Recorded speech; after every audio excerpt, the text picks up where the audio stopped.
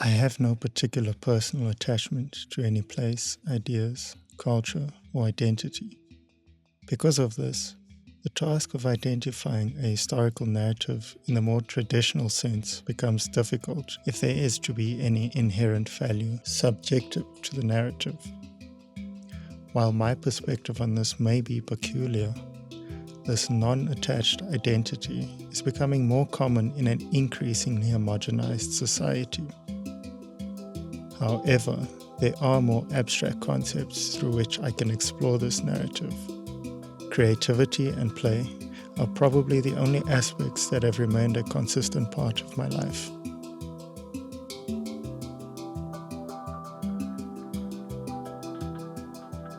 I was lucky enough to grow up in an environment that fostered and nurtured creativity and play. The fondest memories during my formative years in nursery school were spent in the sandpits with my friends, making mud castles and tunnels. As an introvert, my recreational activities remained largely within the confines of my childhood home. It was within these walls and through escapism that I grew an interest in the built form. I had a box of assorted Lego blocks that I could use to flesh out the sci-fi and fantasy-inspired dreams that I had. But it always felt lacking, that I never got to experience those creations from the user's perspective. My various Lego creations would end up feeling like nothing more than a toy, an element of play. Growing up in a world rapidly shifting towards a predominantly digital way of life, these elements of play would also see a shift. Today, just as a public square shifted to the digital spaces of social platforms like Twitter and Instagram, the playground and sandbox has also largely shifted to the digital space of the computer screen and video games. The sandpit and Lego blocks were the analog mediums that would eventually evolve into their own digital iterations that allowed me to explore the limits of my imagination.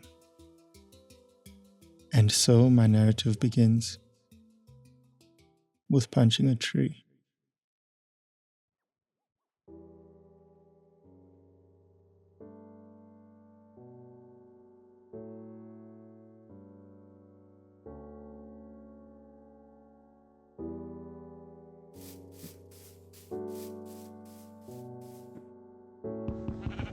The medium through which I explore my alternative narrative is Minecraft, a video game that has shaped the way I think, play, design, and create. And although I said that it begins with punching a tree, that would only apply to the game's survival mode.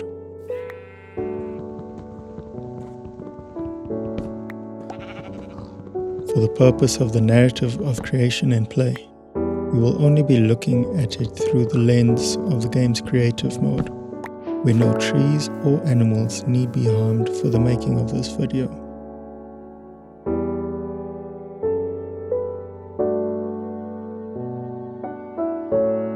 Minecraft is a 2011 video game that defined the childhood of many people today.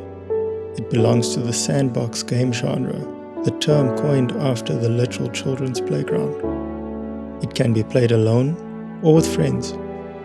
A game without points to score, without goals to accomplish, without a defined story, without an ending, gives the player an infinite number of ways to explore the game and make their own narrative. What makes it unique from other sandbox games is the game world itself. It is procedurally generated and virtually infinite, meaning no two games would ever be the same. The terrain is composed of cubes or blocks, representing all the materials needed in-game. Grass, dirt, stone, wood from different trees, various precious ores like iron, gold, and diamond, and even fluids like water and lava. These simple modules laid out on a three-dimensional grid form the entire world, but it is this same blocky format that becomes a limit to the game. As with any other form, most simple geometries can be derived from the cube. The problem comes in when using an appropriate scale in order to perceive certain geometries. The concept works similar to a pixel. In this example, we see how the circle is better perceived as the radius increases. This alone has impact on how large builds would need to be for certain shapes to visually come through. According to the official Minecraft wiki, the proportions of our playable character in relation to the block indicate the block to be scaled at approximately 1 cubic meter.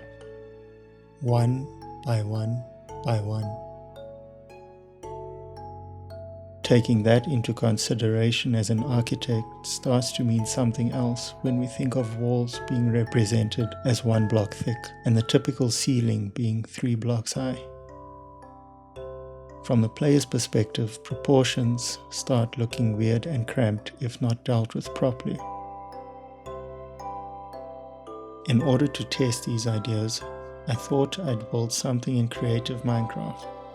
While any type of build is possible in creative mode, I looked at the real tangible spaces that influenced my notion of play and creativity and decided to rebuild my childhood home where it all began.